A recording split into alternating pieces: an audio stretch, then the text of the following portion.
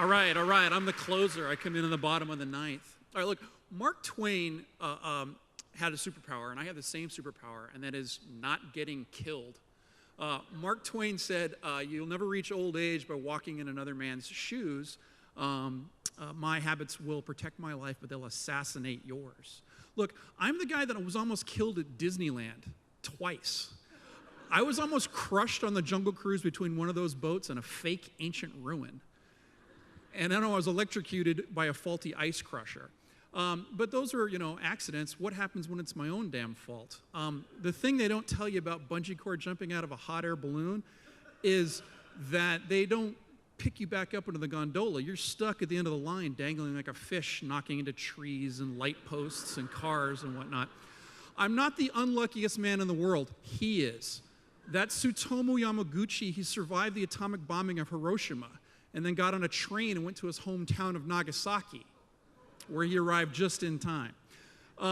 So Mark Twain also said, I like a good story well told, and that's why I'm forced to tell them myself. So the message I'm leaving you here is it's not about seizing the day. That's a cliche, but it's about what story you're going to tell.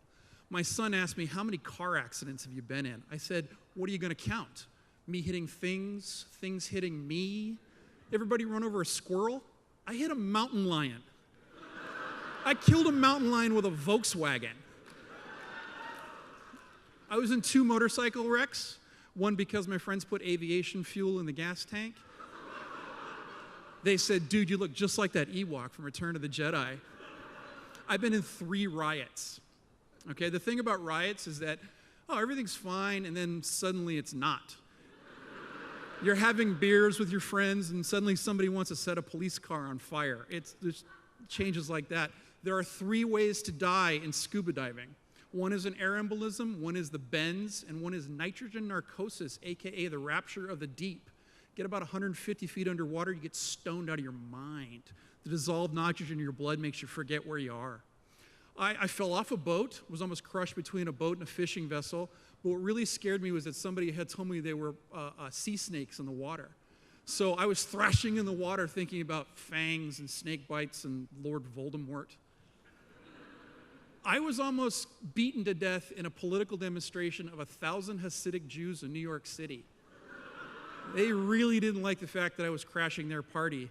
And the New York Police Department had to save me. I was a journalist many years ago, and I was once at a car wreck, and I was trying to get the right photograph, and the firefighters asked me to please stop stepping over the live electrical wires, which I had done like 3 or 4 times. So now you're thinking, who raised this idiot? She did. Okay, my mother looks exactly like Sally Field, and so I call my mother Gidget. And when I started writing all these stories about how I'd been killed, Gidget started telling me about all the stories that I didn't know, about being swept out to sea when I was 2 years old. She's like, I can still see your head, being pulled under the water. Mom, I had potential once. She said, you were rescued by surfers. Now, speaking of surfers, this is where I used to go. This is the Wedge in Newport Beach, which is this weird geographic anomaly that creates like these giant waves in this small area of sand. This isn't soul surfing. This is where you go to try to kick Aquaman in the balls. He doesn't like that. And he throws you down onto the sand, onto your head. And if you go over the falls on one of these waves, it's kind of like falling off a house and then having the house chase you down the street. I was a free-range kid. I could do anything I wanted, and sometimes it got me into trouble. Well, a lot of times. But one time I walked home in a hailstorm, and what started out as this cute little, rain turned into kiwi-sized hail, aimed at my head.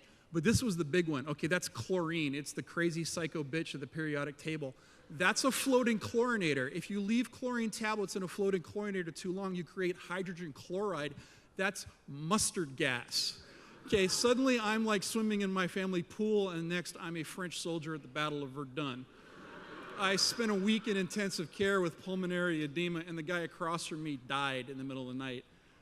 That was horrible. But so the real question is, so that's how I'm not dead. The real question is, how are you not dead? What's your story? Tell it at campfires and on a blog and whatnot. As embarrassing as it is, just get it out into the world. All right, thank you very much.